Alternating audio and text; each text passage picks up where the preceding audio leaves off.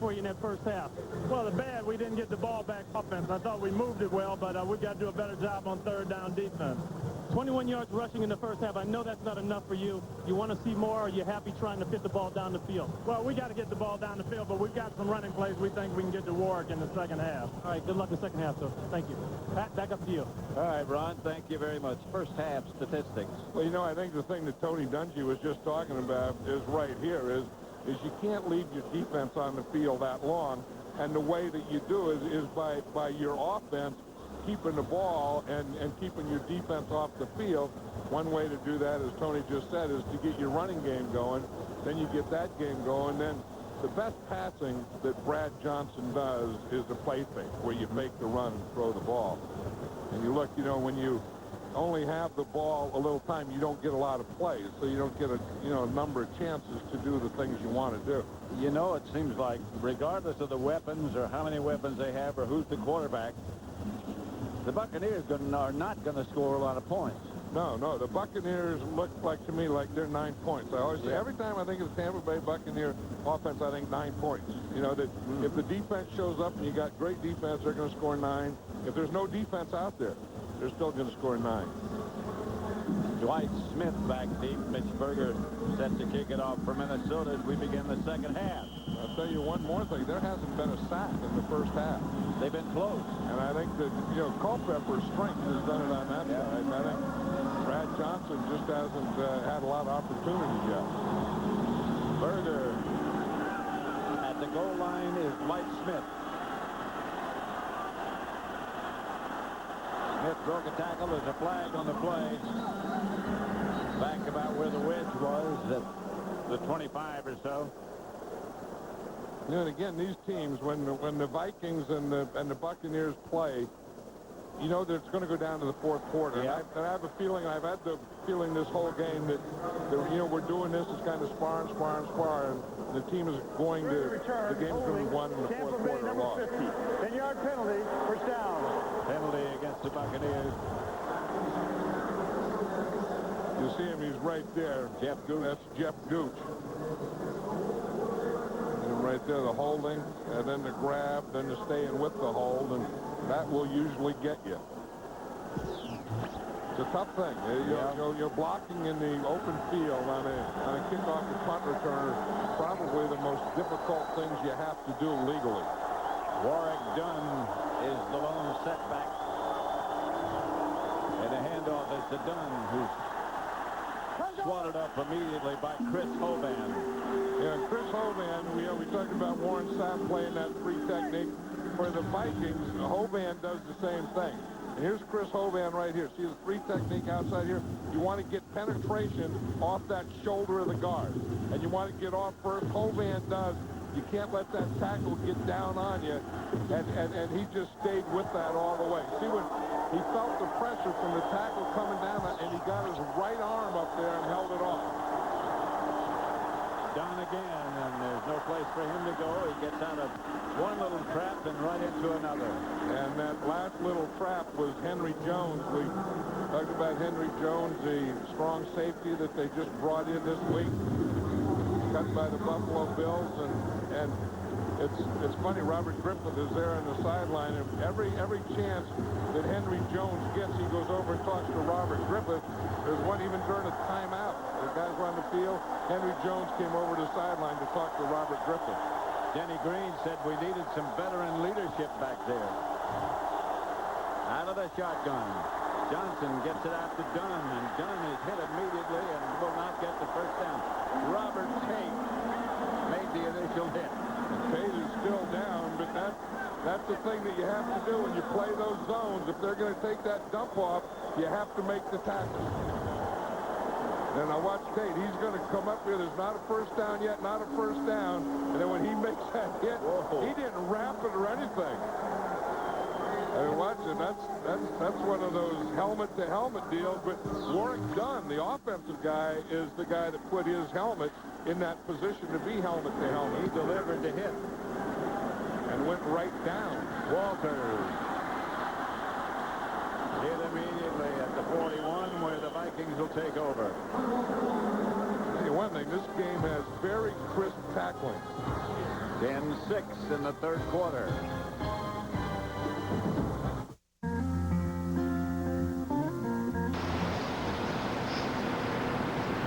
Back in Minneapolis, the Vikings over the Buccaneers 10-6.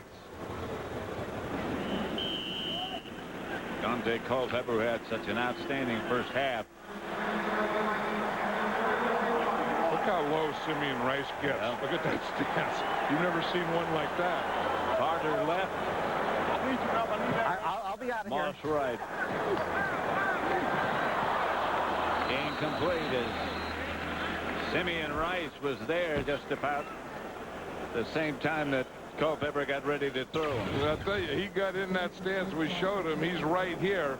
And he always starts off real low, and he has great speed, and he tries to use that speed to get the tackle turned.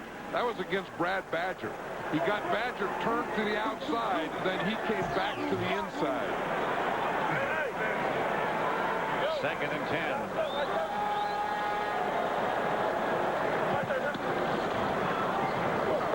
To Bennett to the 45, stopped by Simeon Rice.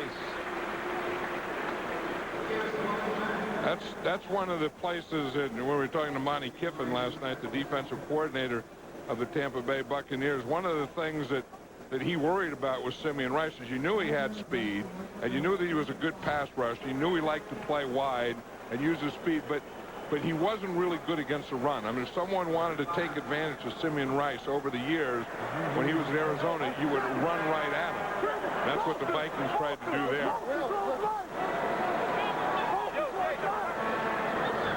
From the shotgun, incomplete. Intended for Jake Reed, a little bit underthrown. Now they had to, excuse me, Pat. Go ahead. I was just going to say, they had the blitz on the corner. Rondé Barber, number 20, is going to come in a blitz. You see him right here coming from the outside. So that means that you have man-to-man. And then Culpepper knew he had man-to-man. The guy that he looked for was Jake Reed. And the guy who arrives last and knocks him down is Warren Sapp. If he had the pressure from the left, and then Warren Sapp came from the right. Berger to Carl Williams. And he is hit immediately by Chris Walsh. He's been doing that for years. One of the best in the game at doing that.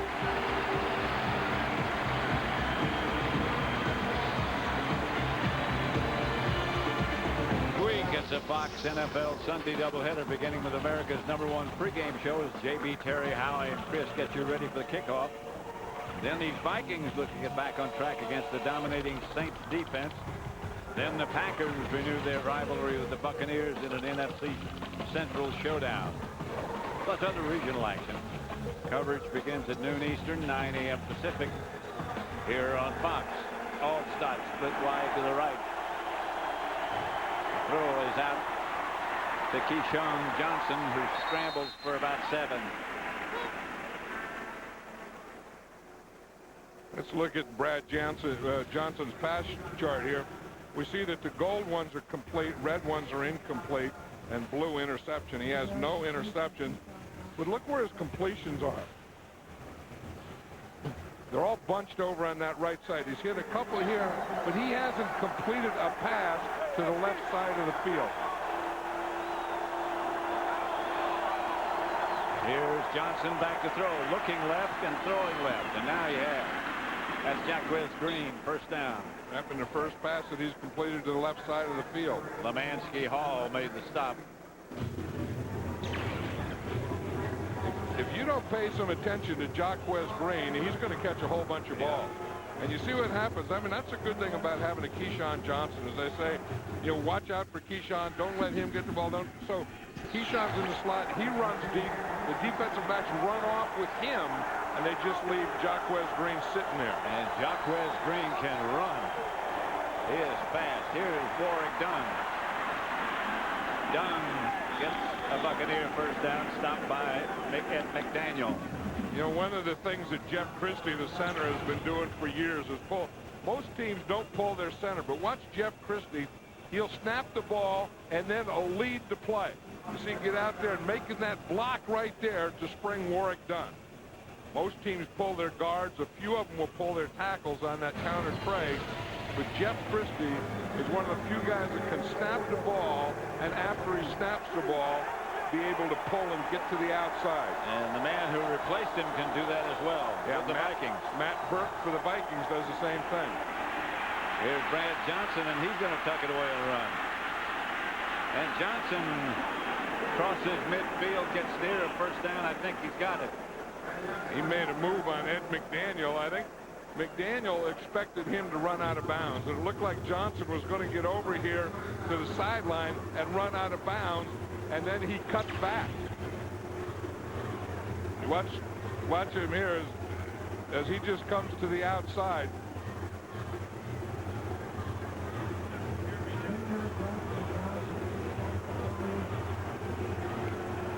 Now here we got it right there. We had the start of it, but anyway, he started to run under the outside. Ed McDaniel came over, and it looked like he slowed down because he thought he was going out of bounds. Pass out to Allstott. There's a collision, and there's a flag on the play.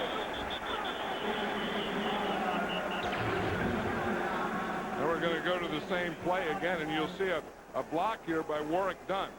See, Warwick Dunn makes the block right in there.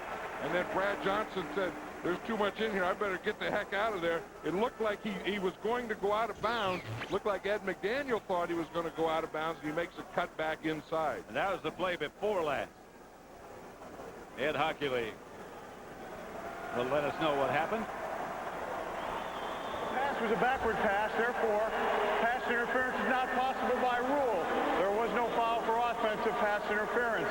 That was a completion to Allstott.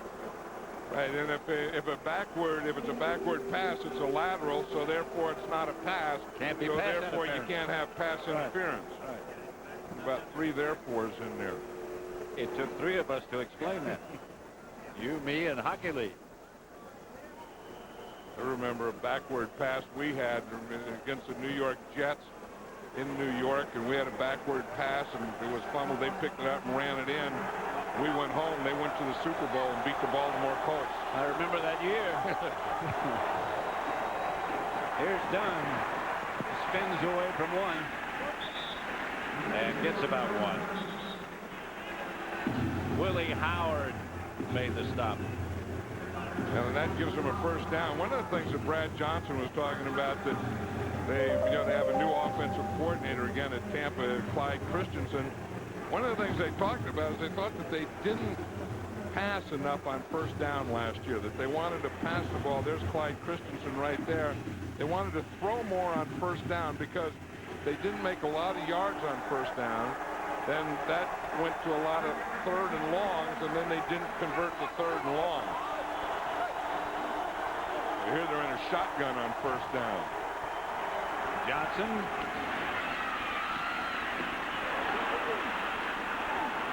Aaron Stecker was the pass receiver who made a nice move spinning back to the inside. They like Stecker, and they like Stecker to in this situation as a pass receiver. It's a heck of a move. There's a missed tackle there, and then he feels that pressure coming from the outside, or he felt or saw Kylie Wong coming, and then he just cut right back into him against the grain. See where he's from? Green Bay, Wisconsin. Not a lot of guys from Green Bay. Allstott is now the tailback. Pass is batted down. He was looking at Keyshawn Johnson. He was looking in that direction. Yeah, and Ed Hockley, the referee, he just waved his hands and was incomplete right off the bat. One of the things that the Vikings are going to do is anytime they put Allstott at tailback, they're going to blitz. They're going to pressure it. And you can see that's what they do. They have the pressure coming right up the middle. Remember that Johnson did the same thing. Remember a game years ago where he threw a pass, it was batted back to him, he caught it and scored a touchdown? Right. As the only guy in history that's ever done that. Thrown a touchdown pass to himself, and it was a play just like that. Ran the fantasy league guys crazy. The big play. On third down. Up the middle, incomplete. Keyshawn stopped. Orlando Thomas. Here's that play we were talking about, Pat. Watch Brad Johnson goes back, throws it, catches it, and scores a touchdown. And by the way, the rumor is the fantasy league guys did get 12 points for that. I hope that's a rumor. You know, the Vikings are playing a lot better defense today. Yeah. I mean, that's one of the things. I think that all that controversy in their offense and their receivers and stuff they were doing, it kind of camouflaged the fact that their defense is playing a little better. Dramatica from 49 yards out, plenty of distance. And the Buccaneers have 9. That's what you said at the beginning of the second half. You always think of them in 9. They're down by 1. 9. Minnesota over Tampa Bay. Pat Summerall with John Madden at Minneapolis. And the Buccaneers are just about ready to kick off inside the dome at Minneapolis. Troy Walters back deep for Grammatica's kickoff.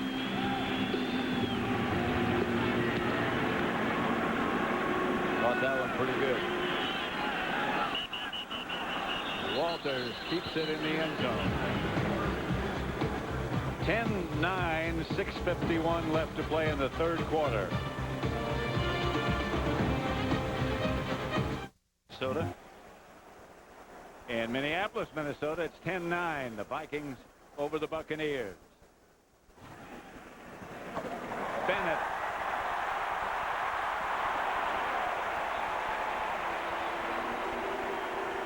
Dexter Jackson, the safety man, was all that was left between Bennett.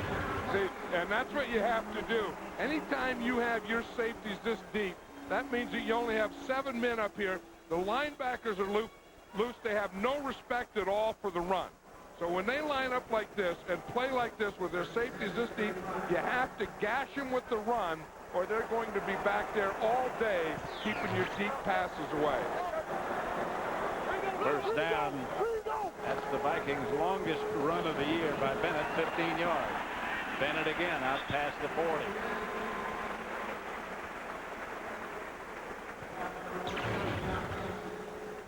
You know, I always say that anytime there's a good run by a running back, there's a good block by a wide receiver. And now I add or hold. Or grab.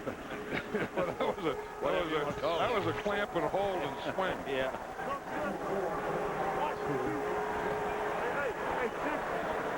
But now on second down, it's easier to keep those safeties deep, although they're bringing them up. Because someplace you have to believe that Culpepper's going to try to get the ball deep to Randy Moss. Batted away. It was intended for Moss. Nate Webster. He threw that. He darn near knocked Webster over. Webster's a middle linebacker. You'll see him. He's number 52. He's going to start back there. That ball almost went through him. Yep. He was in front of that. But I mean, that's putting some mustard on that ball. That looked like some hands that are not used to handling the ball too much. Well, he was running to a drop in his zone, and that was outside, and then he had to react back inside to the ball. I'll be gone. Here comes the blitz. Culpepper reads it. Gets it to Randy Moss. And you know that's exactly what they're going to do, because when they see the blitz, they know what? They know that you have man coverage, and there's no man that anyone feels that Randy Moss can't beat. The only thing the Vikings would wish, instead of a shorter or intermediate type pattern, that they had called his number for a deep pattern. First and 10, Vikings near midfield. Neither quarterback has been sacked. They've been trying. They've been getting close. They've been getting close. Culpepper had it, brought it down, pumped it deep, hit Klein Saucer. I don't know. You know, we talk about how strong Culpepper is. It's not only his body and how big he is, but his hands are strong. His arms. Watch this, but watch what happens here. The ball is almost knocked out of his hand, but he's so strong, he can hold on to that ball, bring it through, bring it back, and still throw it out there and complete. You talk about You got to have good footwork to be a quarterback. Unbelievable. There's John Lynch on the sideline. That won't last long. Well, unless it's an injury. Culpepper bombing for Carter. Struggle in the end zone. Ronde Barber back there with him. Good play. Well, these corners, they cover well, they time well, and they both tackle very well. Ronde Barber, you know, timed that thing up, and he went up just as the ball was going up and Carter was going up. There's a lot of guys that can cover well, but then they can't judge the ball. They don't play the ball well. And that's 7 plays of 20-plus yards this season and no touchdowns. 22 touchdowns of 20-plus last year. Lynch is back. They're showing blitz again. Tripped up in the backfield is Michael Bennett. And that was Lynch. I mean, he was up there, as you said, they were showing blitz, and they get him up there, and when they do that, that's when we talk about 8 men in the box, and you see the 8 right here. Here's John Lynch right here coming. He's unblocked, and, you know, he can be as effective against the run as he is in the pass. I think Monty Kiffin, the defensive coordinator, is just trying to mix up things here. Yeah, I think that's right. You'd like to play zone. You don't want Moss to get the deep one on you, but you'd like to also get Culpepper down sometime and throw him out of his rhythm. 3rd and 12. Culpepper fires deep. Randy Moss got the feet in bounds. You know, it's just a matter of time. You know that eventually, that's what Monty Kiffin is thinking right there. We've kept him under control. We've kept him from getting deep on us. They had the zone. That wasn't a man-to-man. That wasn't a blitz. And you're going to see him here. You see zone here. You have the safety here. He just gets right between them. He gets between the corner, who is short, and the safety is deep, and runs that corner pattern. And did a heck of a job keeping those feet in bounds. Watch this. 1-2. Brian Kelly was the corner. Yep. And when you come up on Randy Moss, and even though it is zone, you better redirect him. You better get some kind of bump on him. I think this might be challenged. That's a 30-second timeout. 30-second timeout. Timeout. Timeout. Timeout, Buccaneers. You know, I just said before, there's just a matter of time, and I think that when Culpepper gets this kind of confidence, the way he has everything going, and he got some balls to Chris Carter, that the next thing he had to do was get the deep one to Randy Moss, and he went and did it.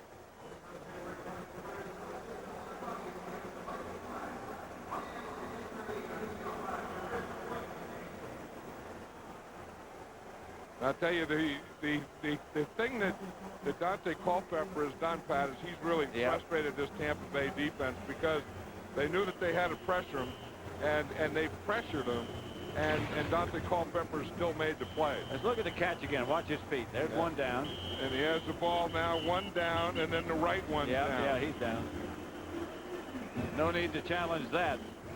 And he can do that. You know, he can locate the ball in space. Randy Moss can as well as anyone, and catch it over his shoulder and still know where his feet are. He's a heck of a player. And I was there, you know, Friday, and everyone's talking about, oh, Moss this and Moss that in the locker room. It was Jake Reed's birthday, and Randy Moss wanted to tape him up like a mummy, and that's what he did. Taped him up like a mummy? Yeah, well, he had help with David Dixon. That's help. Intended for Carter, incomplete. And he had that too. That was a bad throw by Dante Culpepper, unless he felt that he had to throw it away. Because you see, Carter comes to the outside, then he comes back in, and he has it there. And if he just let him a little in front, right about that eye in Vikings, this thing right here, and he put it in there, that would have been a touchdown. He might have had a linebacker in the way, because they were dropping in that area. Yeah, because Culpepper did look a little like he just threw that one away. 2nd and goal at the Tampa Bay 2.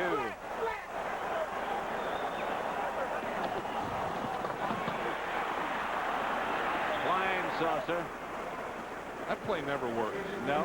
Yes, that big old Klein saucer. Well, they talk about him weighing 280 pounds and what an athlete he is and all that stuff. That play doesn't work. But it doesn't work. You know, I mean, you got the blocker in there, and you have all these great players. Then you try and fool them by handing to the blocker.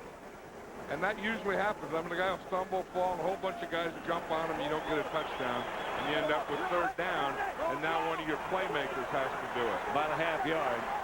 Good time for Culpepper to roll it himself. There's the roll.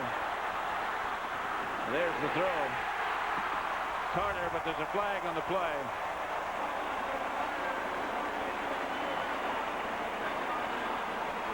The thing that Culpepper can do so well is you know, the first thing that happens, in fact, that's going to be against the Vikings, so it'll come back, but you know, is he can see the second and third because it doesn't go the way you practice it.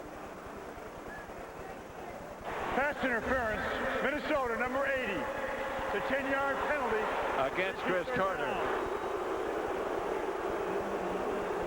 See Chris Carter at the end there, he shook his head like, okay, so I would say that he was guilty. I don't know if we Yeah, he was. he just threw that guy off. Pushed him out of the picture. That's one way to get open. Here it is again. See, he takes his right arm, then his left arm. Yeah, he just pulled him out of the way.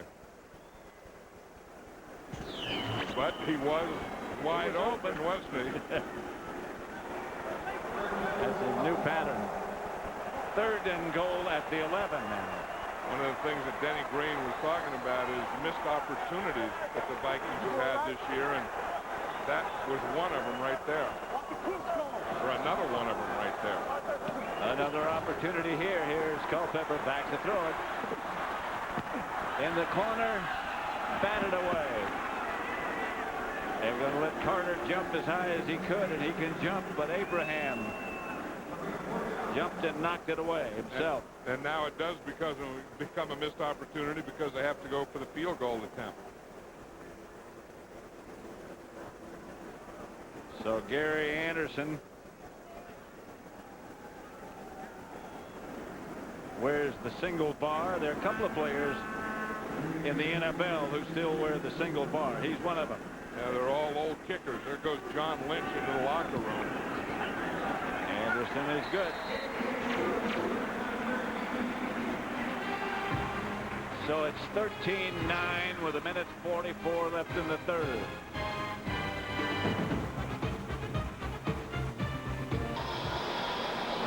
Yeah, you see those Buccaneer defensive guys, and like I said, they're frustrated because they haven't been able to get to Culpepper. And the other thing, they've been out on the field a heck of a lot today, and they are a defense that you can wear down. Berger's kick to Dwight Smith at the 1. Smith to the 25. I was talking earlier about how crisp this game is and how well both teams tackle. You know, I mean, this is like a playoff intensity game. I mean they are swarming, and the tackling is about as good as it gets so far. Well, Tampa Bay has that reputation. It's not something you think about when you think Minnesota, but it's been outstanding today. I think that's one of the things that Willie Shaw brought back here. And Brad Johnson. Jaquez Green. You know, that's that second time that Jaquez Green has hit that area we talked about in the zone, where he comes on the end and then, you know, and hits that middle. You know where it's going to be. It's going to, as he comes up here, and you got a bump there and a safety off, and then right in there is a hole. You know, after you get by that corner before you get to the linebacker, and Jaquez Green has caught 2 of them in that hole in the zone. Offside. To about the 43, and right now for a game break, let's return to James Brown in Los Angeles. In fact, Green Bay had trailed 7-0, have scored 21 straight points. Favre hooking up for a second touchdown toss. This one above Franks Packers on top right now, 21-7. Back to Pat Summerall and John Madden. And we're back at the Metrodome in Minneapolis. It's funny, Tony Dungy was talking last night, the night before he was playing the Vikings. He was talking about how tough the Green Bay Packers look this year. Yep. Here's Brad Johnson back deep to throw and throws outside to Keyshawn, who makes sure his feet are in bounds and gets another Buccaneer first down. Brad Johnson got that one out there. You know, that's the toughest one to throw, is that outer corner or anything across the field on the outside. Here it's a corner. Again, it's that play between the rotated corner and safety. And Brad Johnson doesn't have a heck of a lot of velocity on most of his passes, but he put it on that one. Keyshawn Johnson has that foot thing going, doesn't it? Very well. And that's the end of the third quarter with the score: the Vikings 13, the Buccaneers 9. Fox NFL Sunday from Minneapolis will continue after a word from your local Fox station. To Minnesota, I'm Ron Pitts. A few minutes ago, Buck safety John Lynch ran up the tunnel. He was having trouble with cramps. He went into the locker room to get an IV. He is expected back in the football game. Pat, John? Remember last week, or in the first game, it was Warwick Dunn who had cramps and had to go in the locker room during the game to get an IV. This is Warwick Dunn with the ball. Dunn hammers it down to about the 14-yard line. Make it the 15. Yeah, when you talk to the Viking defensive players and coaches, this is the guy that they were worried about. This is the guy that if the offense was going to beat him, they felt it'd be Warwick Dunn. And they knew that they had to get a bunch of guys around him. They had to gang tackle him. They had to do all those things. You talk about, you know, what the Tampa Bay defense, they worry about Randy Moss, and the Viking defense worries about Warwick Dunn. You know, he's one of those guys. It's hard to tell a young running back, there he goes limping off, that you have to be patient. But Dunn can be a patient runner. Because he has quickness to start after his Brad patience. Johnson has to scramble and gets down to about the 15. And that's the first sack of the day. They were talking about Warwick Dunn and how he can run and move, and you see him there. Look at his 10 runs. His first, he gained 13, then he loses 1, then he loses 2, gains 13, loses 2, gains none, 3, 13, 2, and 20. And that's the way it's going to be. Yeah. But you have to keep playing it, and you have to keep dishing the ball to him. He limped off. Then he has to not be on the sideline, yeah, too. That's correct. Stecker is the deep back instead of Dunn. And here's Brad Johnson back to throw. And does throw up the middle of Stecker. Brad Johnson just barely got rid of it. Yeah, because he wasn't going to Stecker. Stecker was about his third receiver. He looked to the left and then went 1-2 and then came back to Stecker as the third guy. And if they want to run the ball down here, they put Mike Allstott in as a tailback. If it's a passing situation, if Dunn isn't in there, that's when they use Stecker here. Well, it's Stecker as the lone back with Allstott now. And here comes the Viking blitz. Up the middle, incomplete, intended for Keyshawn Johnson, who had to spin to make the catch, but that's one he probably should have caught. He should have caught, and then whether it would have been a first down or not would be the thing. I think that part of the thing that Keyshawn is thinking here, the ball's a little behind him. He has to catch the ball, spin, and get a first down. And in doing so, right in the middle of his spin, the ball just went right out on him. I think they're signaling that there's a penalty against the Vikings.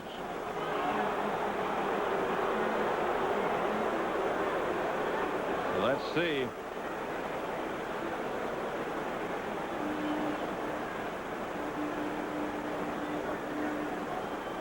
The Buccaneer offensive unit's coming back. After the incomplete pass, unsportsmanlike conduct, taunting, number 20, Minnesota. Half the distance to the goal. Kenny Wright. It's still fourth down. That was one of the things That's that... a first down, automatic first down. Automatic first down. He originally said no. You're going to see him come in from the left. Number 20, it's Kenny Wright right here. I don't know. I mean, I know that they don't want that taunting, but if that's all it was, I mean, that's football and it's emotion, and I don't know that that's that bad. I mean, that you give someone that.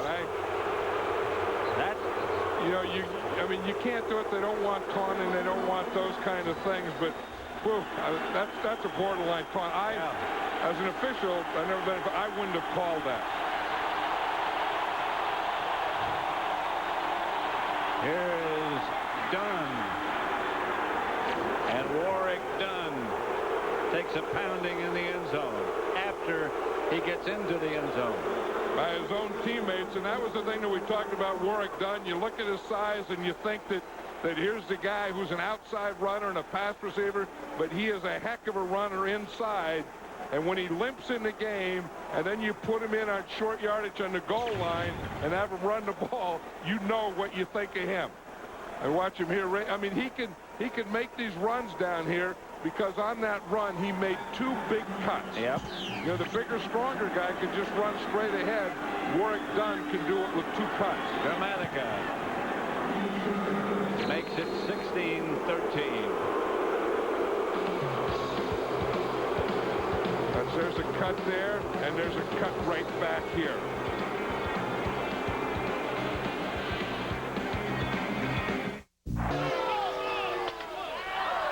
.40 left. Warwick Dunn. I think they're taking him now for x-ray. You know, when he made that touchdown run, just before he went into the end zone, he picked his right foot out of the ground. Outside the 20, the return by Walters. This fall, baseball postseason unfolds right here on Fox. First date of baseball's best battling out in the American and National League Division Series on both Fox and Fox Family. Then follow the drama of the ALCS and the NLCS and the World Series as baseball's postseason airs exclusively right here on the Fox Network. Be a part of history beginning October the 9th. Culpepper pump fake left. Now comes out. It is taken down. Simeon Rice ran him down. See Warwick Dunn going in there. You know that touchdown that he just scored, he hasn't had a lot of success on the road scoring touchdowns. That was his first road rushing touchdown since 1997. He's going upstairs pretty good. Yeah, but he's going on one leg. He's going on his left leg. He's keeping his right leg up. I would say it's his right foot or ankle. On second down, Culpepper back. Chris Carter. That was a great catch. Made the catch, and he might be hurt.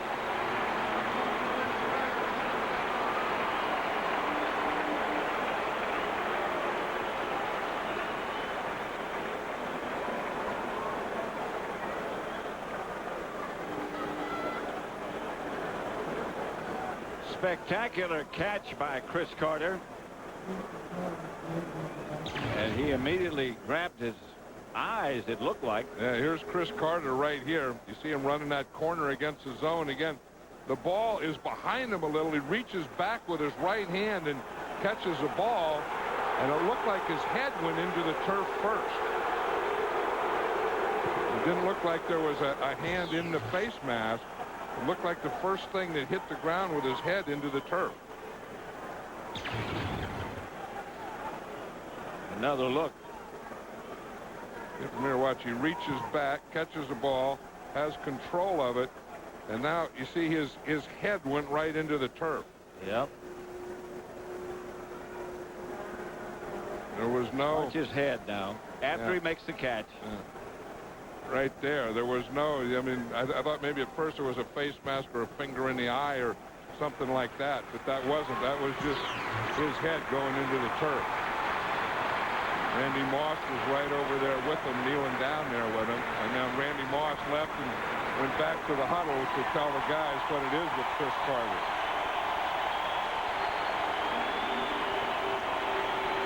Well, the fact that he's up moving around like this. The first thing he wants is a drink of water. That's encouraging too. Yep. That's some catch. Thrown to today 10 times, 5 catches, 62 yards, and 1 touchdown. Remember, he had that other touchdown that was called back.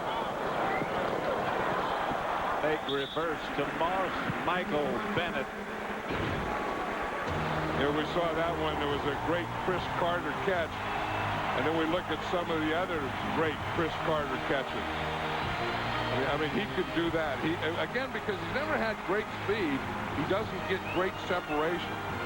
So if you don't have speed and you don't get a lot of separation, you have to make big catches. Well, he always has. Yes, he has. He's also back in the game.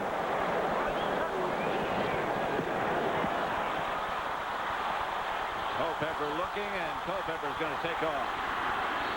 And scrambles for the first down, out of bounds.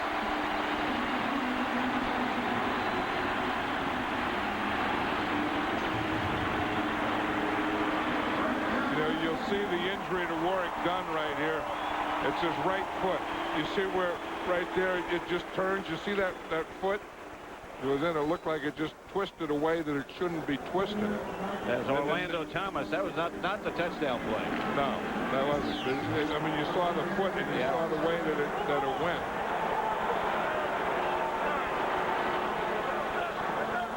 There you go. Dante Culpepper put a heck of a move on Jamie Duncan on that play. Culpepper gets it outside the Klein saucer.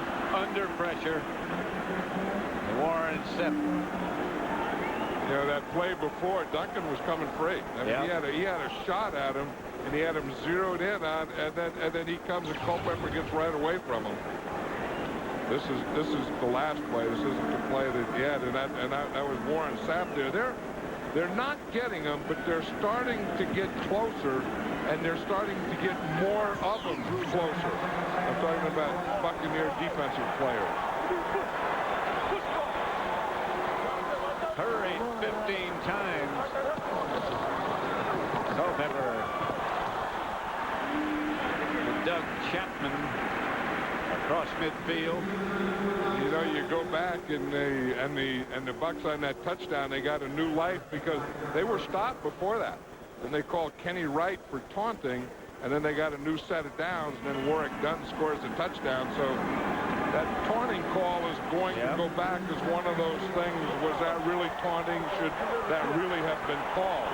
Unless the Vikings do something between now and the end of the game. 3rd and 7. And Culpepper backs out into the shotgun. I'm going right straight forward. That's the umpire saying I'm going right straight forward. Culpepper with good protection. Incomplete. There's a flag on the play. Chris Carter was the intended receiver. Randy Moss was over there as well. I thought earlier in the game when Culpepper was moving around that he had a better rhythm going than he has now. It's against the Buccaneers. And that was 3rd down, so whatever this penalty is, it'll be an automatic first down. Contact, Tampa Bay, number 34. That's a 5-yard penalty from the previous spot and an automatic first down. Dexter Jackson. See, the key there is automatic first down. Because a 5-yard penalty wouldn't have been a first down, but it's an automatic first down.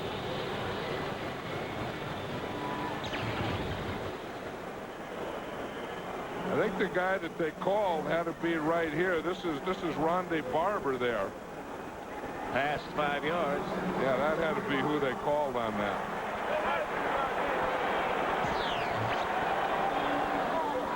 It's 1st and 10. The Bucs fake a blitz.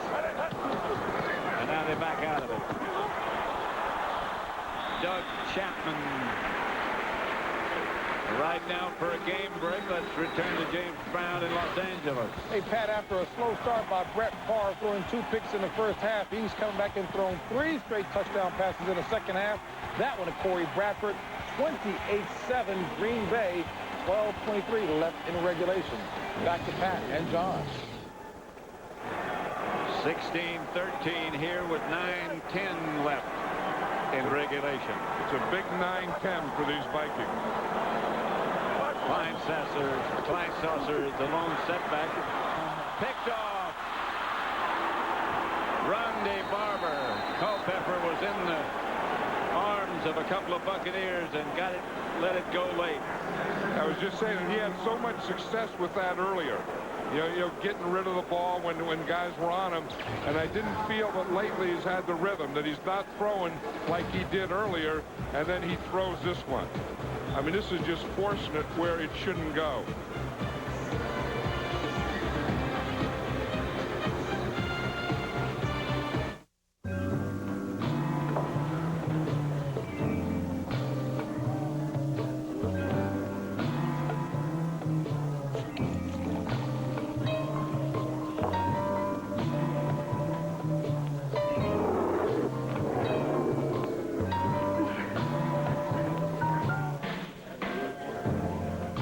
Bolder, richer, creamier. Killian's Irish Red. One look says a lot. Critics agree. Bandits is America's most wanted comedy. That sounds really good. The best 2 hours of entertainment this year. Bingo. Bruce Willis is perfect. It's not that difficult. Oh, please. Billy Bob Thornton is absolutely hilarious. I would appreciate it if you didn't mention that to anyone. That's a real snappy comeback. And Kate Blanchett is terrific. You're joking. What am I, invisible? Bandits. It's quite terrific. It's a movie to see. Whatever you say. That's the spirit. Rated PG-13. Starts Friday, October 12th. I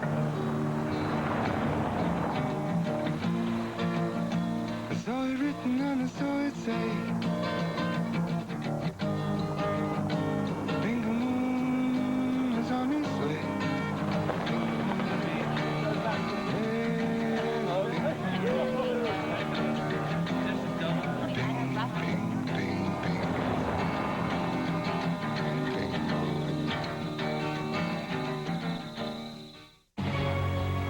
America's pastime steps into the prime time spotlight.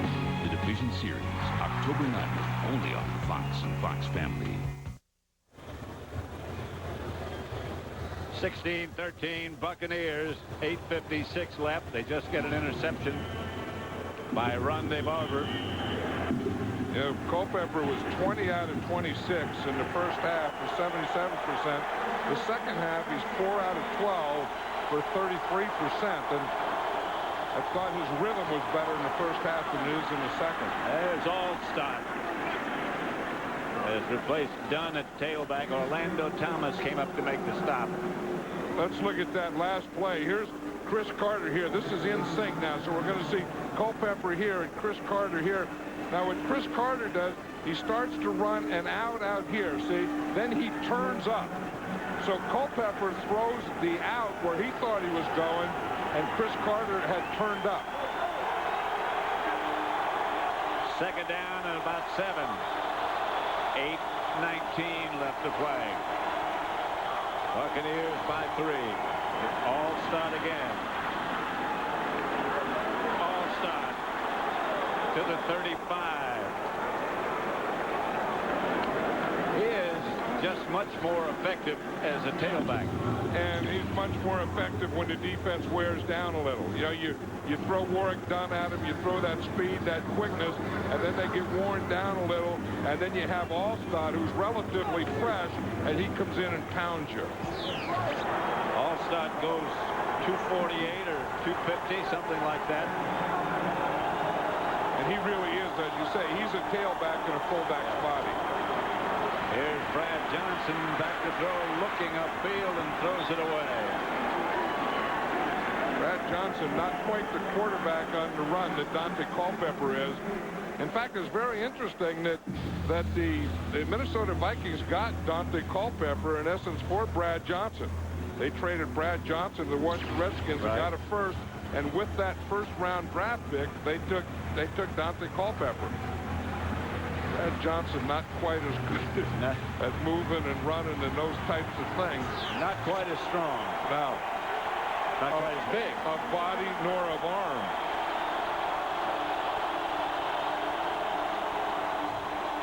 Here comes the blitz, and Johnson evades it.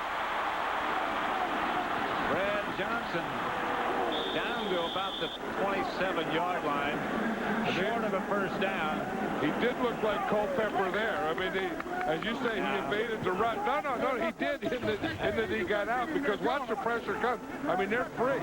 And there's two guys free on either side, and he just gets right by Chris Hovan there, then gets to the outside, and then runs like Culpepper, then makes the cut, then puts his shoulder down. That's a big play. I mean, third and short now. If they get a first down here, that run there and staying inbounds and putting your shoulder down by Brad Johnson was a big play for the Bucs. Timeout, Tampa Bay. 6:40 left to play, and the Buccaneers lead the Vikings 16-13. With John Madden back at the Metrodome in Minnesota. Here's Warwick Dunn. Came back, he had his x-rays, handed them to the trainer. Trainer's looking at him, and then they started to check his foot. Third and very short. And Brad Johnson lofts it outside. Incomplete, intended for Jamil Cook. Flag on the play. Holding. And that might just take him out of field goal range. Well, that would take him out of field goal range, but it's either going to be fourth down and you make them kick the field goal, or if you take the penalty, you give them another shot at you. Tampa Bay, number 67. 10-yard penalty, repeat third down. Kenyatta Walker, so you're right. They get another down. And maybe out of field goal range. Maybe not quite. Well, it depends on what they do with this down. I mean, you know, that you could have made them kick the field goal there and gotten the ball back, which I think I would have done. And I'm first guessing. I'm not second guessing.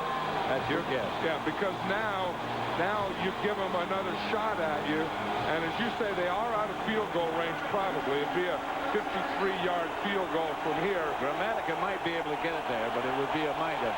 But you got this play here to get more yardage. Yep. Johnson throws incomplete. No more yardage. Now it was a great call. Because, as you say, it did take them out of the field goal, and they didn't do anything with the extra down. And Mark Royals, the punter, comes on. A field goal wouldn't really do him that much good. Here he gets the pressure, and you can't throw that way. But Brad Johnson doesn't have a strong enough arm to be throwing out of a back pedal, and that's what he was doing. He was backpedaling away from a rush, and he couldn't get anything on that. I mean, that one didn't have a chance anyway. Royals back to punt then.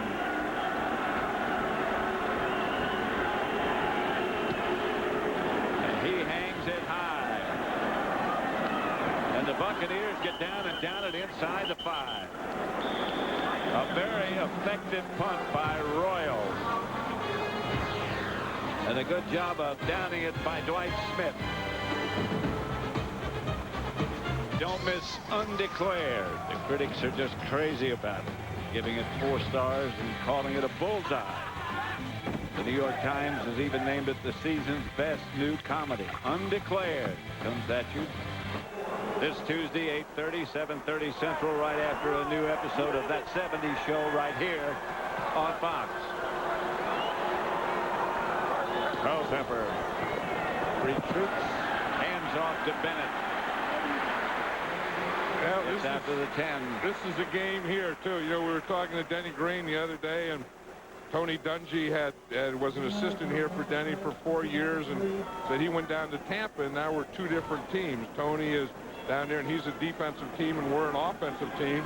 So now it boils down to Denny's team, the offensive team, against Tony Dungy's team, the defensive team. The offensive team, Denny Green's team, has all 3 timeouts left.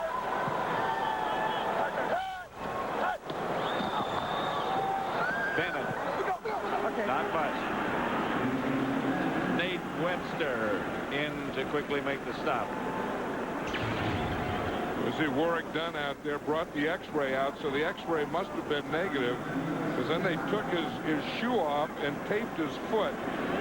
But then with that look on the sideline right now, it says to me that it's not okay. He won't be back. No, he won't be back. I think he tried. In fact, he just took his shoe off again. Shoe off again. 3rd and 1. I'll be out. Okay, I'll move. Outside to Moss. From behind, just barely by Derek Brooks. What they do on that one is they pull Chris Carter out of there. He becomes a blocker. Here comes Moss, and Chris Carter becomes a lead blocker. And he made a heck of a block. Yes, he did. Yeah, you take your other wide receiver and make him like your guard. Get him out front. Okay, Carter, you block that guy, and Moss will be right in behind you, jumping over. You remember when that was illegal? Yes. You used to call that hurdling, and you couldn't jump over or hurdle a guy. I remember the guy who brought it about, Calvin Hill. Yeah, hurdling was bad at one time. Hurdling's good now. Culpepper screen pass gets it to Bennett. Bennett to outside the 30. Right now, let's go down to Ron Pitts. Pat and John, Warwick Dunn has been diagnosed with a sprained right foot. He tried to take a couple steps. You know, a guy will run up the sidelines to try to test it out. He stopped, turned, shook his head at the trainer and said, I can't go. And he looked like he's got some ice on it right now. It's doubtful, very doubtful he'll come back in this game. Pat? Unless they let him play with ice on his foot, I don't think that he's going to be. But this, again, right now, I think the rest of this game is about Tampa Bay defense and Minnesota offense. 2nd and 6. 3:30 left to play as Culpepper drops it outside to Klein Saucer. Near first down yardage. Derek Brooks out there with him. And the Vikings, for the most part, have done a pretty good job of taking advantage of the Buck defense when they're taking Carter and Moss away. And again, it's been that combination. Early it was Chamberlain, Klein Saucer, and then Bennett later. But those three guys have kind of done a job, or a part job, of getting them out of that cover 2 stuff. Klein Saucer did get a first down. Clock is running again. The Vikings have all 3 of their timeouts, so they have time. Here's Culpepper to Bennett. Knocked backwards, didn't get the first. Doug Chapman in to make the hit first. Marcus Jones was in there too. He got penetration, and again, Sapp is going to be in there and controlling that thing. This is where you have to this is where you have to do it. You're going to see Marcus Jones. He's going to get some penetration there. Sapp going to the outside. You see he makes a play right there. Yep. And they don't let him have any cutback, so he had to just go straight ahead and stay with his onside blocking. Out of the shotgun. Just barely got it off before the 2-minute warning, and Culpepper fires to Moss. Enough for another first down for Minnesota. My Moss got all those millions. Yep.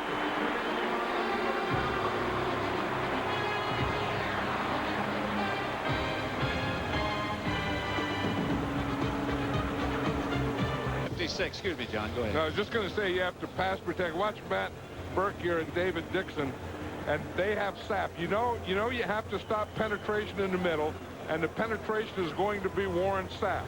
And you see how David Dixon got him, and then Matt Burke came over to that side, and that's what allowed Dante Culpepper to step up and make that throw to Randy Moss. Because you have to protect that middle. You have to protect this area right here so that your quarterback can step up. Shotgun formation. Klein Saucer and Morrow back with Culpepper. And they both come out on pass pattern.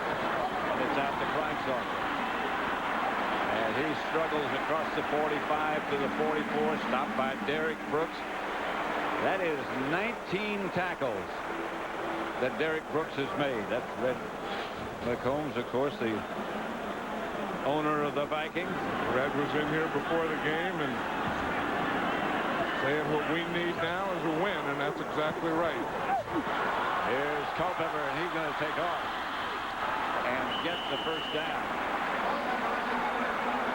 He had two choices there. One, to throw it to Kleinsaucer, who would have gotten a first down, or two, to take it himself.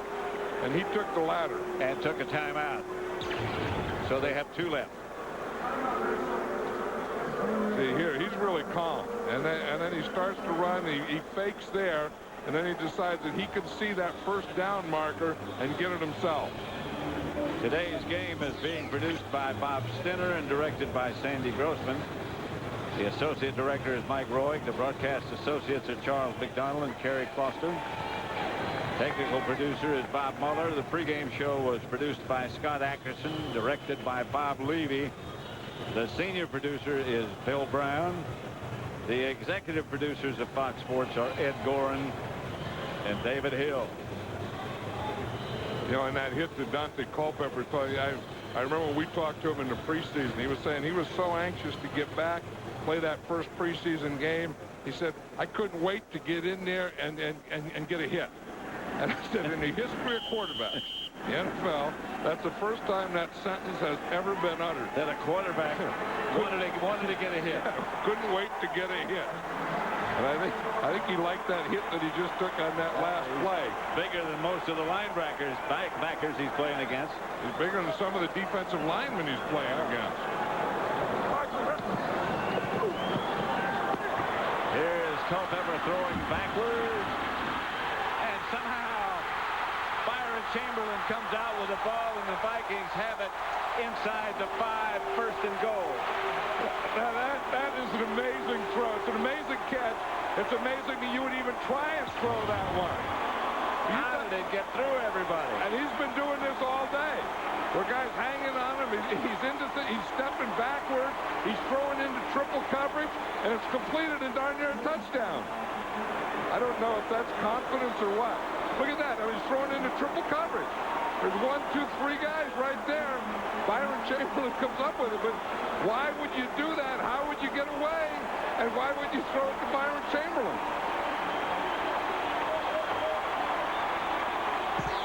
They just get Chamberlain out of bounds at the 3. It's first and goal there. And the Vikings have taken their second time out. They have 1 left. You know, the Vikings had all that trouble last week. Remember the sideline stuff? We talked about that, and as you said earlier, it was well documented. But when we talked to Dante Culpepper, he said it didn't bother him at all. And it didn't bother him in practice. It didn't bother him this week. And he said, all I want is respect. They respect me, and that's it. And he's come out and really played that way. Don't forget, next week it's a Fox NFL Sunday doubleheader, beginning with America's #1 pregame show as J.B., Terry, Howie, and Chris get you ready for kickoff. Then these Vikings look to get back on track against the dominating Saints defense, although they're pretty close to getting back on track right now. Then the Packers, who are on track, renew their rivalry with these Buccaneers in an NFC Central showdown, plus other regional action. Coverage begins at noon Eastern, 9 a.m. Pacific on Fox.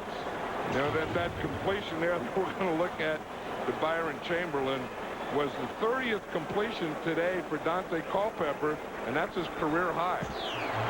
He came out. I mean, if that bothered him, that was all the, you know, what could they say that bothered him, you know, all the dissension and problems on the team. It hasn't daunted Dante. No, it hasn't. That goes together, doesn't it? Daunted Dante. Somebody moved. It appears in the Viking offensive line, and they'll get out. Minnesota number 5 yards against them. 5-yard penalty. It's still first down. Brad Badger.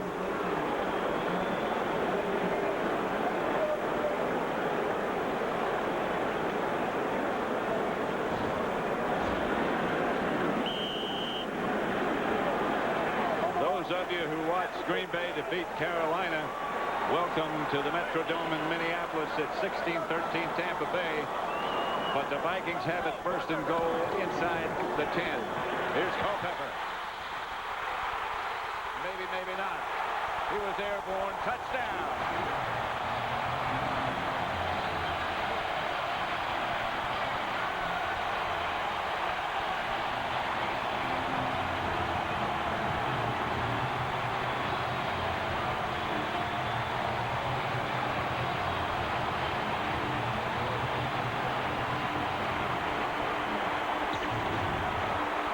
don't you get the feeling that Dante Culpepper's just walking off the field and saying, there, take that? Yeah. I think this play was there, and I think when he went off the field, it was take that.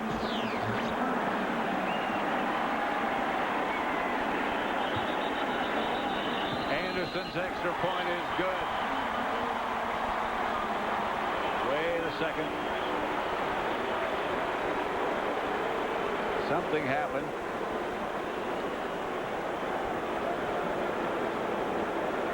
Ed Hockley, the referee, is going over to the, looks like the band. Oh, he's going over to the challenge area. Before they kicked the extra point, they challenged the touchdown, I guess. And in the last 2 minutes, it has to be a booth challenge. It's not in the field. Yeah, reviewing the ruling on the field to determine whether the ball broke the plane of the goal. He was airborne as he got close. This is Culpepper. Again, the coaches can challenge until the last 2 minutes of the game or the half. And then the last 2 minutes of the game or half, the challenge has to come from the booth. Yeah, I think that broke the plane. It's where any part of his body goes down. It's where the ball is when any part of his body goes down. It's the ball. Yeah, nothing's gone down yet. I don't know. I mean, it looked like in that first thing that the ball did cross the plane. It hadn't crossed yet. Crossed it yet. He did. With the second surge, he did. He landed in the end zone.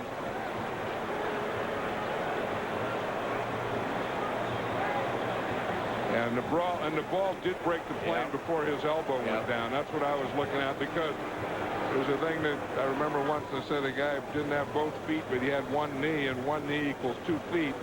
And I found out that an elbow equals 2 feet, a hand equals 2 feet, anything equals 2 feet. So it's any part of the body that goes down. When that goes down, it's where the ball is when any part of the body is down. If it is ruled a touchdown, and it should be, the scoring drive was 96 yards and 11 plays. Ed Hockley still looking. This again has to be a challenge from the booth. The coaches can't challenge in the last 2 minutes. Culpepper on that drive was 6 for 6 for 83 yards. 2 rushes for 12 yards. That was kind of a Dante Culpepper throw by Culpepper to make the catch by Chamberlain. After reviewing the ruling on the field and the replay, there is no indisputable evidence that shows that the ball did not break the plane. Therefore, the ruling on the field stands. Touchdown. Touchdown. After listening to Ed Hockley with that description, what would you say his profession other than referee is? He's either on a debating society or he's an attorney. He's an attorney. Oh. Right? But didn't he sound like an attorney on that? Yep. Yeah, and in fact, prosecuting attorney. This has been a good game. You know, and we said earlier that you knew it was going to come down to the fourth quarter. Anderson's extra point is good, and it's 20-16. In fact, it's coming down to the last 2 minutes. 1:03 left. The Buccaneers have 1 timeout left. Culpepper's mad about something. Well, he took enough last week. Yeah, I guess. Take any more. It's like I said, he said, there, take that. The game summary. Total yards 279 to 403. That's a big answer right there. Third down conversions 1 out of 8 for Tampa, 9 of 12 for Minnesota. Culpepper 30 out of 44 for 322 yards, a touchdown. Pretty good day. Yeah, because he completed more passes than he ever has in his career. And I'll tell you, there were Buccaneers defenders hanging on him all day. And I'll bet you on half those completions, there were guys hanging on him when he threw the ball. On him, yeah. 20-16, Minnesota over Tampa Bay. You know, Minnesota, again, not one of the stronger defenses in the NFL. with 1 minute and 3 seconds. That's still plenty of time, although the Buccaneers only have one timeout. Dwight Smith back deep. But they will get a timeout after this kick. A change of possession is an automatic timeout. So after this kick, the clock will stop.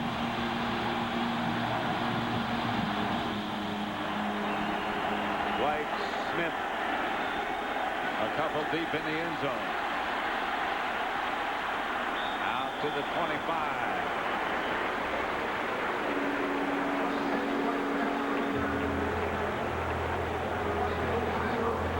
Sam, we talked about defense, and that was a 96-yard drive. Yeah. I mean, Tampa Bay, that's a situation they want to get you in, where they have the lead, and now their defense has to win the game.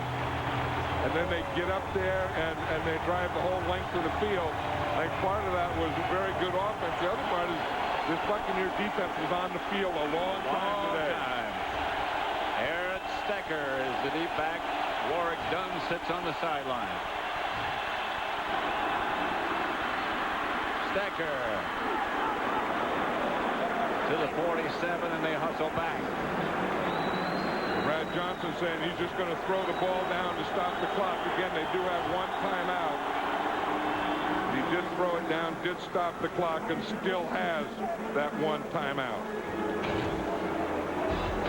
Scoring earlier today. Culpepper back to Chris Carter.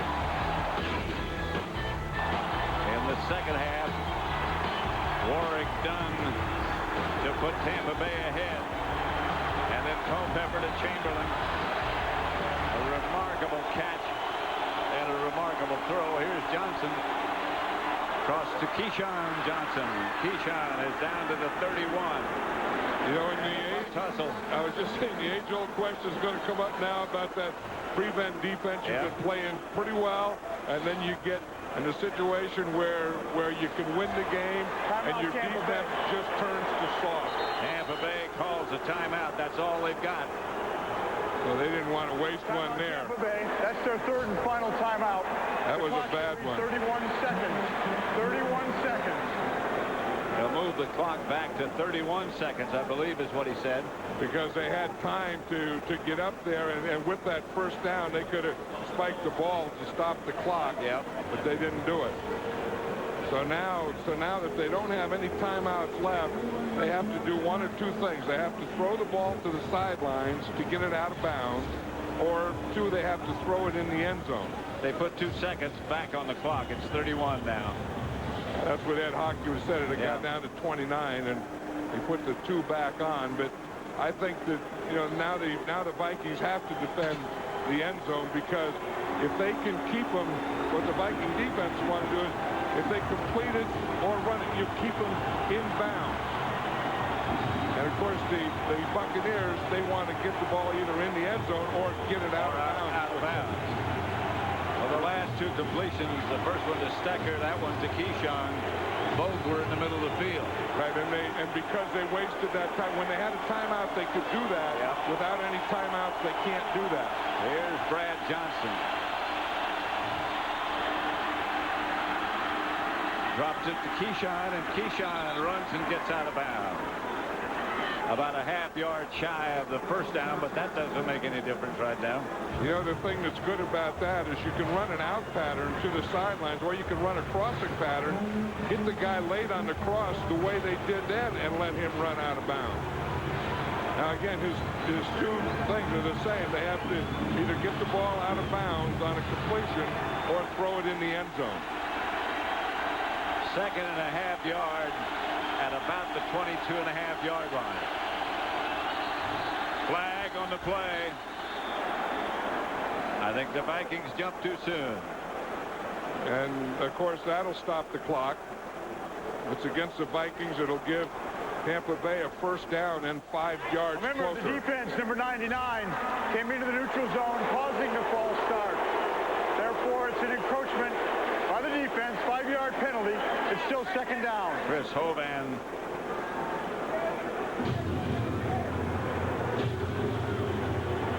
E. jumped and got back. Well, they used to say that would be okay, then it'd be against the offense. But now, if you jump in that neutral zone and the offense moves, it's against the defense. First and 10, 25 seconds left. Here's Brad Johnson up the middle. Out of the end zone, everything. I think Carl Williams was the intended receiver. And everything went out of the end zone. Brad Johnson knows that he has 3 shots at this or 4 shots at this. A field goal does him no good, so they're going to go on 4th down. So when you get to this position, and you're inside the 20-yard line, I wouldn't throw a pass in front of the goal line. I would put every pass in the end zone and take 3 more shots at him. Well, that's what he did with that one. And I'd do it 3 more times.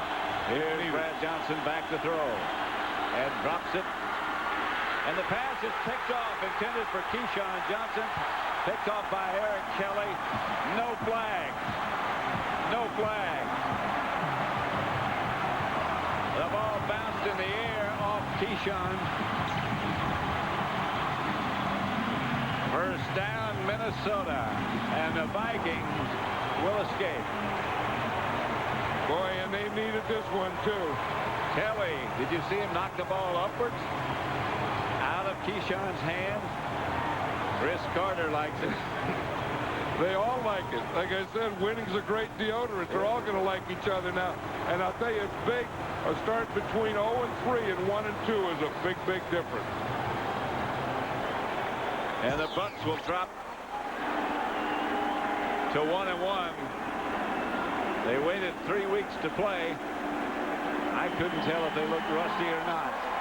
Well, I know Tony Dungy says, don't believe that discontent, don't believe that arguing about this team. Is that I know Denny Green, and they are going to be ready to play us today, and they were. Tony Dungy, who, of course, coached here when Chris Carter was here, knows Dante Culpepper very well. The two say hello. We'll be back.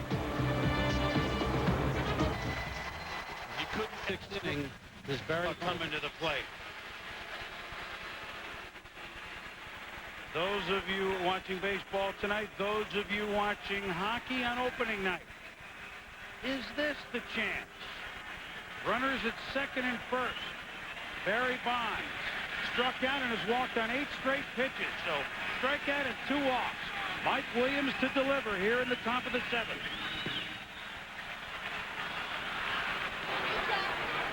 The Bonds girls have weighed in. Pitch to our daddy. Nikolai doesn't even have to write it out. We know how he feels. We know how we feel. Pitch to him. Trying to help Joe.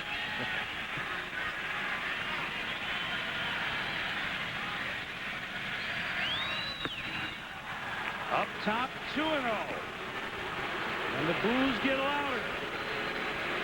The commissioner right back there with the bird's eye view. Larry Dierker giving the commands. 10 straight balls now by Astros pitcher to Barry Bonds, and we're going to see 12 straight.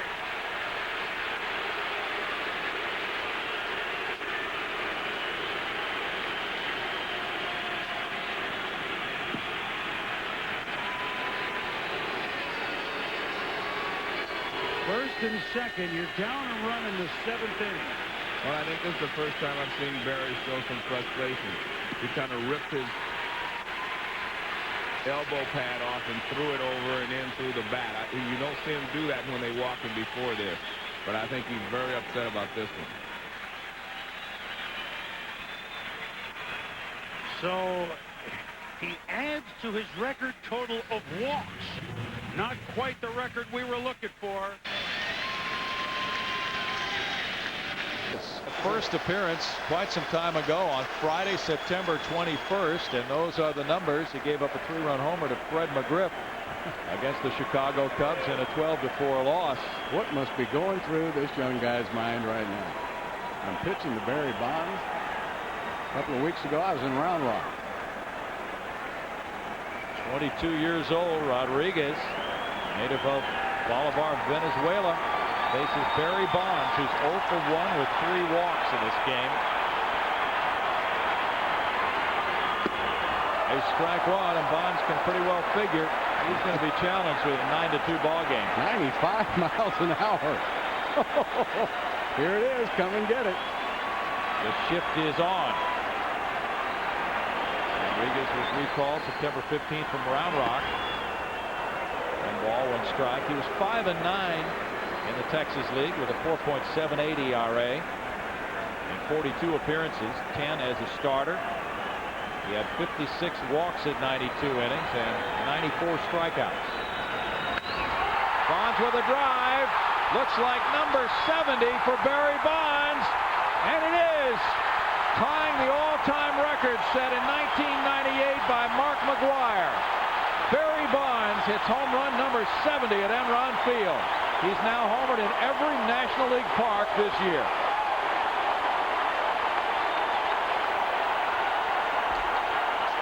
There's his son Nikolai greeting him at home plate.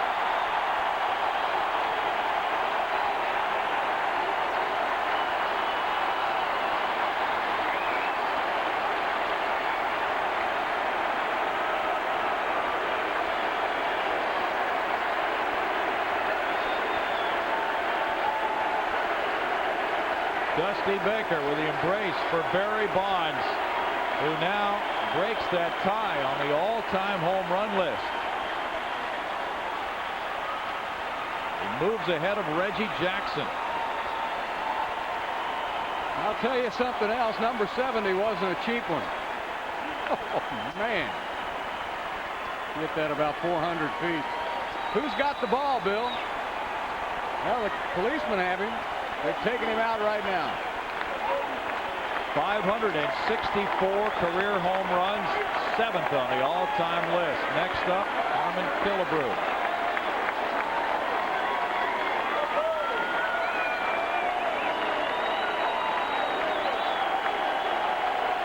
Mark McGwire hit home run number 70 in the Cardinals' 163rd game. And Barry Bonds comes out for the acknowledgement of this sellout crowd at Enron Field, which has waited, many of them through 3 ball games, for this historic home run.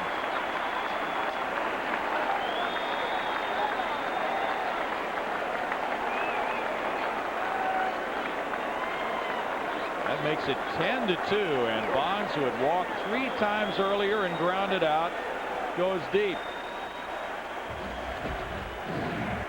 Well, he'd thrown a fastball by him, but he wasn't going to throw another one by him. And Bonds knew immediately that that was out of here. One of the happiest tours around the bases for Barry Bonds. Look at that giant dugout. They know it. Number 70. Watch the flash bulbs go off now, folks. Boom. And a lot of people got a picture of history in the making right here. And that fan was sitting, what, about 3? There he is, 3 rows deep. Brandishing the ball high as the Giant teammates celebrate. I don't know if I'd have held that ball up. I'd have been off and running. It is specially marked. And what is it worth? Well, that ties the record. Yeah. The next one's going to be worth a little more. An emotional time last Saturday when he homered in memory of a longtime friend. And Wilfredo Rodriguez goes in the history book. Second major league appearance. And now he's there as the pitcher who gave up number 70 to Barry Bonds.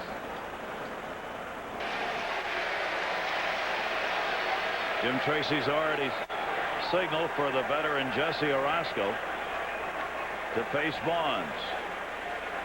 2 down. Hope Park, the pitcher for the Dodgers, and it did not take Bonds long. First swing.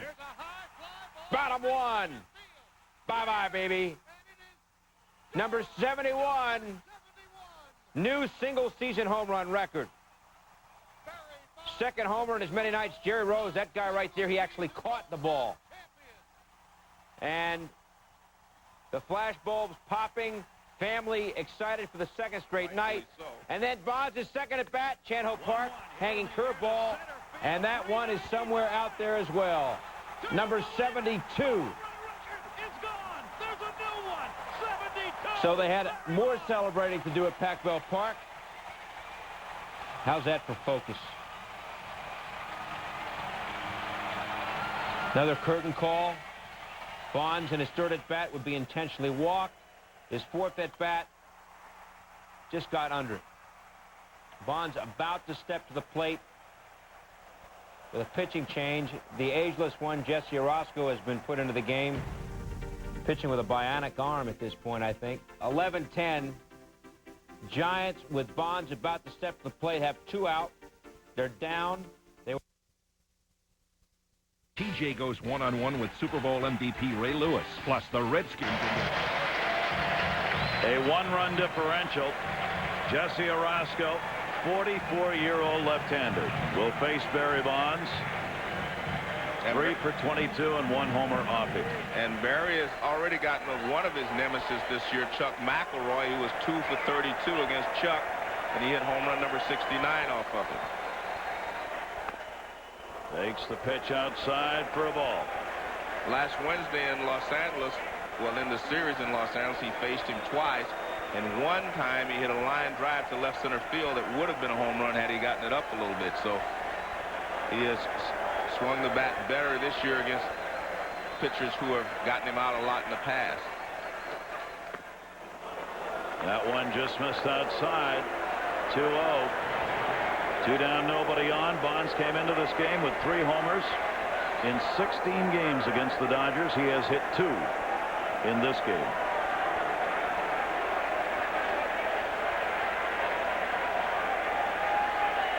Two-0 delivery to him. 2-1. Good slide piece there from Orozco. 2-0 slider. Barry a little bit out in front. And that's a beautiful pitch. Perfect pitch. Starts about knee-high and drops.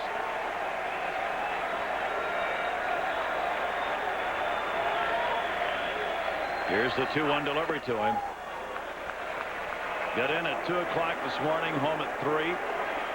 His good friend and bodyguard, Franklin Bradley, who passed away, had his memorial service this morning. He got up and went to that and then came to the ballpark. And he's hit 2 home runs. 3-1 count. And another walk. He's had 1 intentional, 1 unintentional in this game. And Jeff Kent will be called upon again, but not against Jesse. For you wanted your home runs to mean something in the pennant race. How do you react to this loss and your home runs accordingly? It's a tough loss, but we played hard. You know, you have to commend the Dodgers. They played good too, and you know, nobody gave up, and you know, it's just unfortunate we came up short. But it was a great year all the way around. When you did get the home run in the first inning, also followed up with the third, did you feel a sense of your teammates rallying around that in some way? We knew what we were up against, and we had to battle. And you know, we worked hard tonight. It's just unfortunate they played better than we did. What sense of satisfaction can you get from this? Obviously, it's a difficult position for you, but what sense of satisfaction and accomplishment can you feel now? You know, you can accept a loss like that because, you know, both sides played hard. Nobody gave in. You have to tip your hat to the other ball club. You know, you just wish everybody else good luck. The fans, obviously, here were so important to you all year. How did you feel about their reaction to what you and the team have accomplished this year? I think we felt great. You know, they support us all year. They've done it for the past 2 years. You know, we're very grateful and thankful to them, and you know, I just hope we continue going on. I really do. It's a great bunch of fans here. It's a great city to play for, and we're a good team. Barry, thank you. Gary, send it back upstairs to you. Scott, thanks very much. Obviously, the half full, half empty seen there in the eyes of Barry Bonds. Coming up next, Sports Center, all the day's highlights. Heck of a ball game, the longest 9-inning game in baseball history. 4 hours, 27 minutes. For Joe Morgan. As we wave farewell to this baseball regular season, there are still many questions left unanswered. He's hit 70 home runs, but can Barry eclipse the mark? Deep to right field, way back. Is this the one? There's a new record holder. The single season mark is 71. 1-1 hit in the air to center field, 399. Do you believe it? The home run record is gone. There's a new one, 72. Arizona's one win away from a tie for the NL West crown. St. Louis can clinch a playoff berth with a W. And the Braves needed only one win for their 10th straight division title. Could history be made in Seattle? Are these Mariners better than the '98 Yankees or even those 1906 Cubs? What about the season this Cub is having? And when will Ricky join the 3,000 hit club? On the ice, Eric Lindros is back in a new sweater. And Brett Favre and Warren Sapp go at it again this weekend. The Schwam previews their showdown in the 2-minute drill. Sports Center, we've got baseball on our minds next.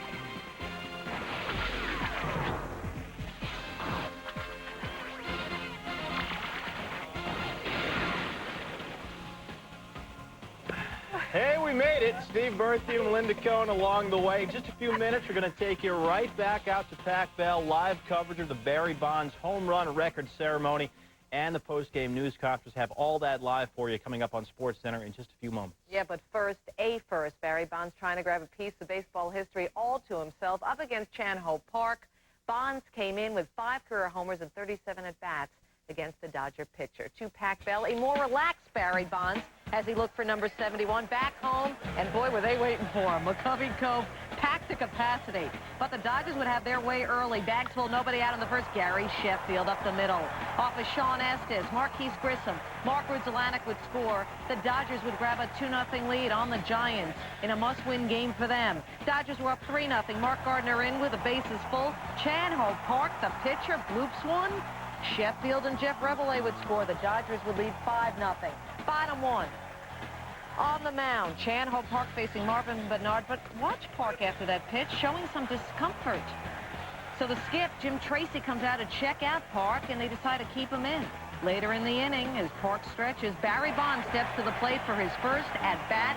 Specially marked baseballs brought in for the occasion. His 34-inch black maple bat was ready.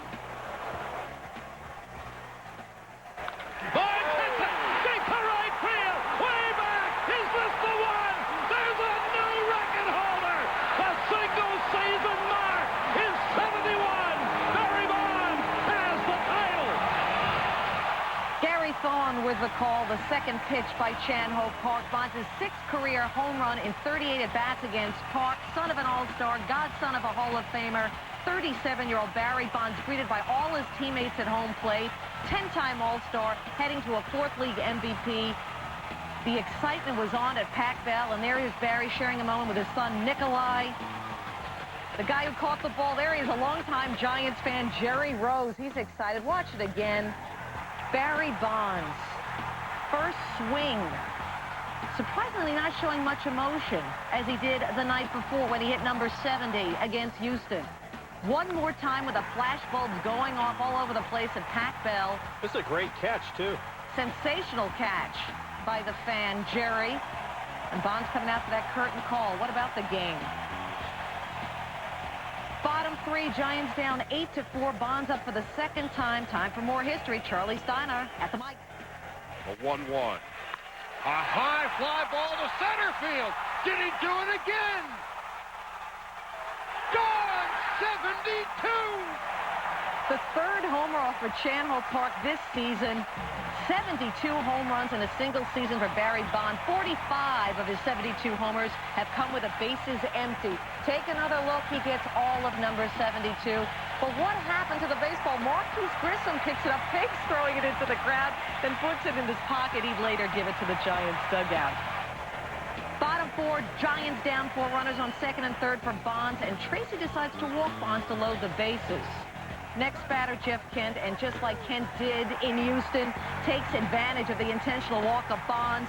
3 runs would score. Kent would eventually get greedy and get called out at third, but the Giants would pull closer, 9-8. Bottom 6, it was 10-8, one-on-one for Rich Aurelia. Off of Giovanni Carrara, a 2-run home run. Aurelia ties the game at 10. His 37th home run of the year, making the skipper of the Giants, Dusty Baker, pumped up. Next batter, Barry Bonds, his 4th at bat. This one against Giovanni Carrara. Pops him up. So at the moment, the game is tied at 10.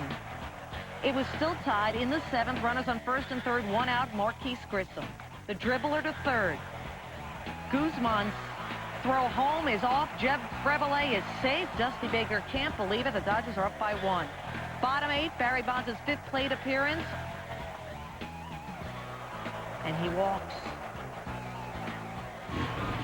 And that would be the final. 11-10 would be the final. 4 hours, 27 minutes. The longest 9-inning game in Major League history. Hey, give the Dodgers credit in this one. They played tough, hard-nosed baseball, and they had really nothing on the line. Again, Barry Bonds making history, home runs number 71 and 72. Sean Green, 49th homer in this one. He's 1 homer shy of becoming just the 4th in Major League history with 50 homers and 20 stolen bases. And to think Barry Bonds is a free man at the end of the regular season. No World Series for him this year. Bonds sets a new single-season home run mark with those home runs, numbers 71 and 72. His 72 homers, 23 more than his previous career best of 49 set just last year. Roger Maris, 40 years ago, had a similar power surge, improving by 22 on his previous best of 39 the year before. Not at the game, but well aware of what happened with Barry Bonds at the game, Commissioner Bud Selig. When you look at the year that Barry Bonds has had, the on-base percentage, the slugging percentage, I mean, his numbers are just incredible. Yes, the home run thing is spectacular, but he's the only one now, as we stand here at this hour tonight, who's in the history of baseball who's hit 71 home runs. Thanks, Commish. We are just moments away from the post-game ceremony at Pac Bell honoring Barry Bonds and his 72 home runs. When it happens,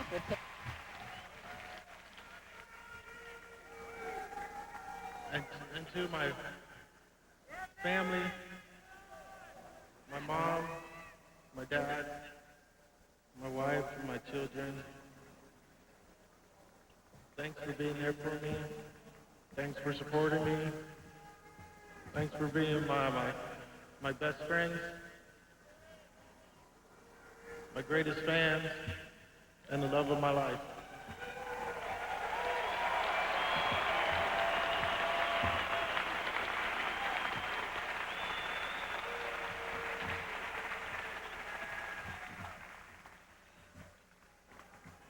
I'm going to miss you, Franklin. But you believed in me, and I did it. Thank you.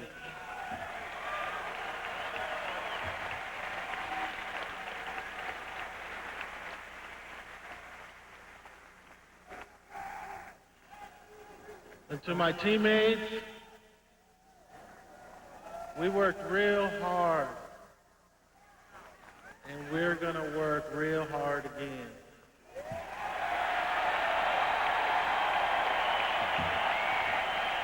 I love you all. I know some of you took some cheap shots at me in Houston. I know who you are. I love you very much. It's an honor to play with a bunch of guys behind me.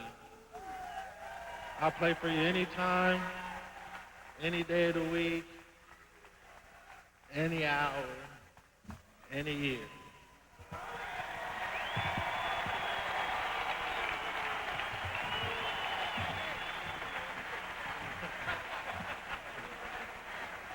Oh, yeah. I got to tell you this. I can't believe I'm doing this. Sean Dunston told me I was going to hit 71 home runs. I told him he was crazy. So I made a stupid bet.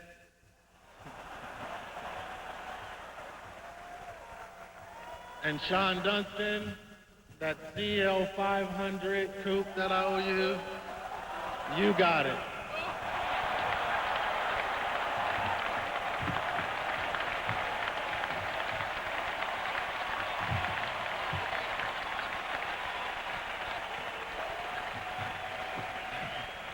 And you guys thought my divorce was bad.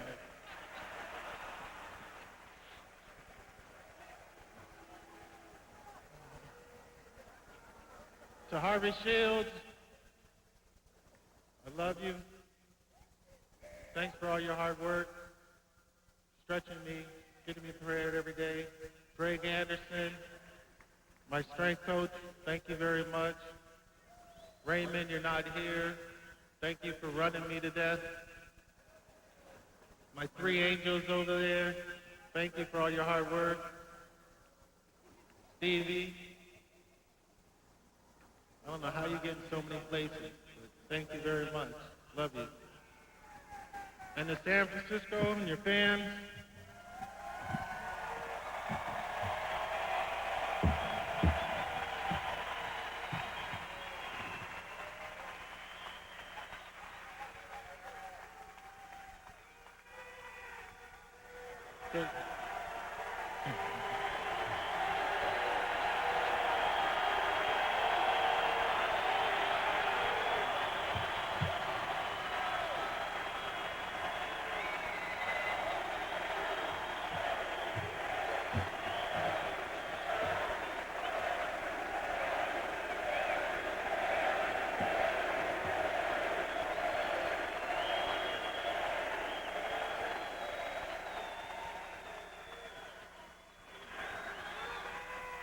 we've come a long way. We've had our ups and downs. Thank you.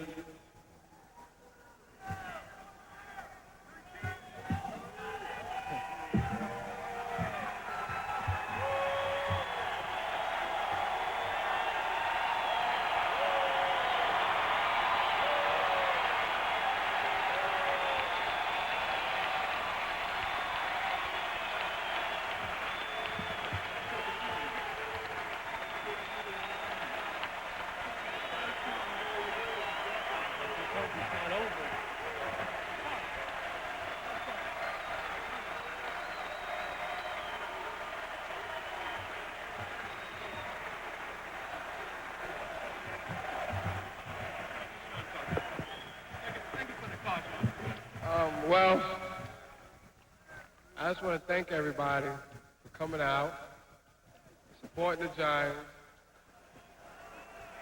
Barry really loves you. And he really do want to come back, Peter.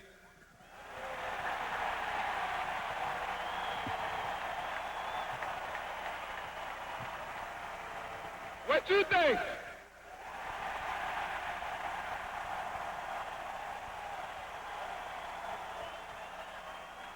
I'm coming back. Why not Barry?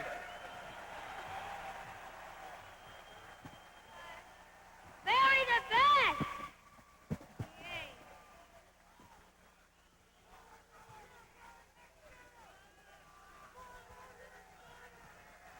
Really, what Barry was talking about was in May, is when he hitting all them home runs, and I just had a feeling that he's going to hit 71, break the record, break my friend record, Mark McGuire, who I really respect.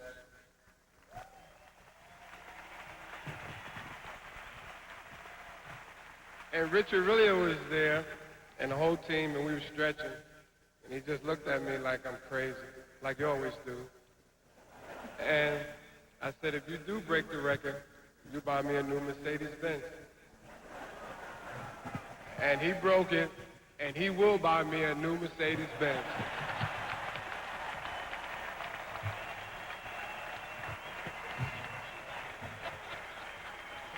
that helped. He's right. I love San Francisco. I love you fans.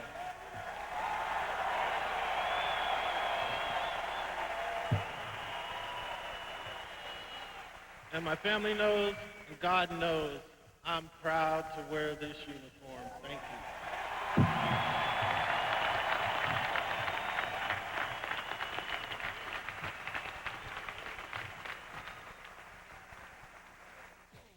I'll tell you, that was sensational. I think it's going to be very hard at a live press conference, which you will see coming up in this show, for Barry Bonds to top what we just saw. But stick around. You never know.